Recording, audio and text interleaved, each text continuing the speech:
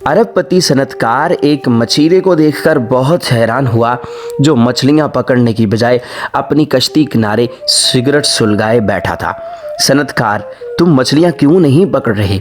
मछीरे, क्योंकि आज के दिन मैं काफ़ी मछलियां पकड़ चुका हूँ। सनतकार, तो तुम मज़ीद क्यों नहीं पकड़ रहे? मछीरा, मैं मज़ीद मछलियां पकड़ कर क्या करूँगा?